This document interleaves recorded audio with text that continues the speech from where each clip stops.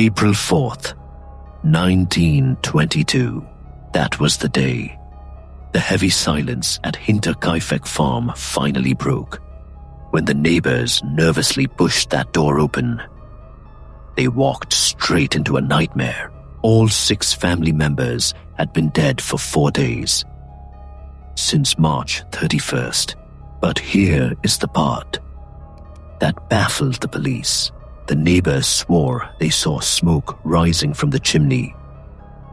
On April 1st and 2nd, they thought the family was still alive, but they were dead wrong. That smoke was lit by the killer. Someone who didn't run away after the slaughter. No, he stayed. He cooked meals. He ate. And for 3 whole days and nights, he lived in that house right alongside his victims. To understand this dark puzzle, we have to rewind back to the days when terror fell over this farm like a shadow.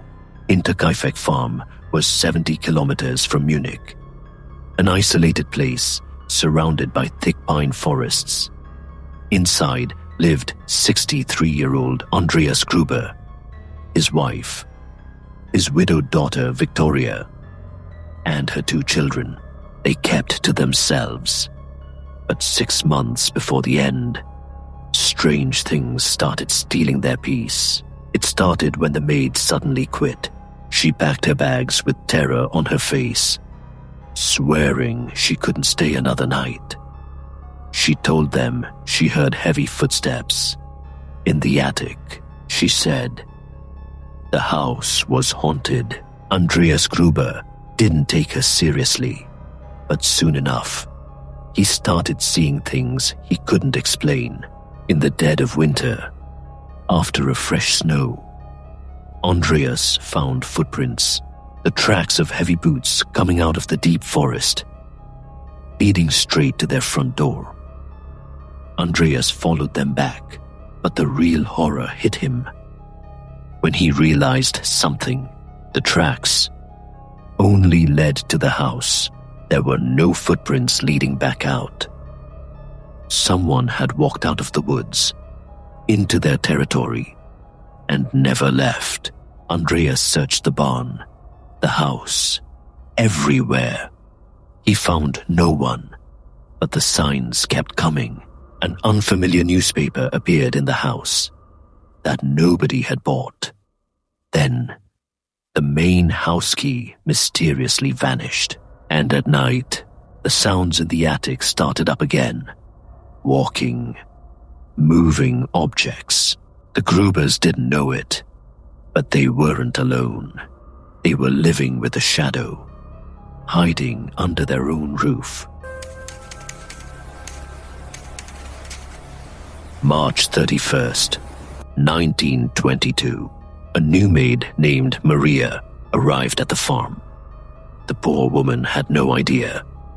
She was walking into a death trap. She had only been working a few hours when night fell. That evening, the killer made his move. Police believe the family members were lured to the barn, one by one, by a strange noise. The barn was connected to the house by a hallway. The killer was waiting in the dark. No screams were heard. The father, the mother, and Victoria. They went into the barn and never came back. But the most heartbreaking part of the autopsy report was about Cecilia, the 7-year-old granddaughter. She didn't die instantly. She survived for long, agonizing hours, lying among the bodies of her family. They found clumps of her own hair in her hands, proof of the absolute shock and terror she endured in the dark, until she finally passed away. Then, the killer moved into the main house. The new maid, Maria, was in her bedroom. She hadn't even unpacked her suitcase. Her life ended right there. And finally, the killer walked to the small bedroom. Joseph, the 2-year-old baby, was sleeping in his crib. the killer's shadow fell over him. Moments later, the last sound of breathing at Hinterkaifeck farm stopped.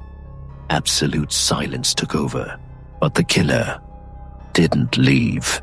From April 1st to April 3rd, he stayed. Neighbors saw the smoke. A mechanic fixing an engine nearby heard the dog barking. That dog usually went crazy around strangers. But here is the twist. When police arrived, the dog was alive and well. The killer hadn't silenced the animal. He fed it. He baked bread and ate it. He even went to the stable and milked the cows so they wouldn't starve. He lived and slept for 3 days and nights in a house where the owners were lying dead, just a few feet away. Finally, on April 4th, after the mailman noticed the mail piling up, the neighbors broke down the door. In the barn, they found a gruesome scene. 4 bodies hidden under hay and an old door. Inside the house, they found the maid and the baby. The Munich police arrived, but the investigation hit a dead end. Money and gold were left untouched. So it wasn't a robbery. This was personal. In a desperate move, police actually cut off the victims' heads and sent them to Munich for psychics to examine. But it was useless, and those skulls, they were lost during the chaos of World War II. So, who did it? Over the last 100 years, 2 main theories have emerged. Suspect number 1, the neighbor, Lorenz Schlittenbauer. He was the man who led the search party. His behavior at the crime scene was strange. He calmly moved the bodies, destroying evidence.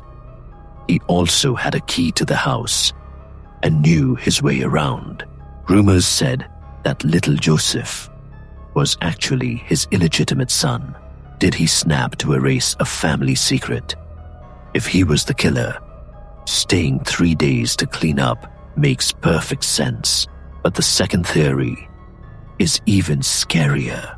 The returned soldier, Victoria's husband, Karl Gabriel, was reported missing in action in World War I, but his body was never found. Many believe Karl was still alive and came home in secret. But when he arrived, he saw his wife with a new baby that wasn't his. This explains why the killer knew the house so well and why he took care of the animals. A stranger usually kills the dog to keep it quiet. This killer kept the dog fed for 3 days. Was that ghost in the attic actually the missing husband who had returned? A year later, neighbors leveled that evil farm to the ground to wipe out the memory. But the secret of Hinterkaifeck was never buried. We still don't know who that man was. A jealous neighbor, a husband back from the dead, or a madman. The only thing we know for sure is the story of those footprints that came out of the Black Forest and never went back. Now it is your turn. Which theory makes more sense to you? Was it the neighbor or the ghost from the past? Write your theories in the comments. And if you enjoy these dark mysteries, make sure to subscribe to Davincifer so we can uncover more secrets in the next video.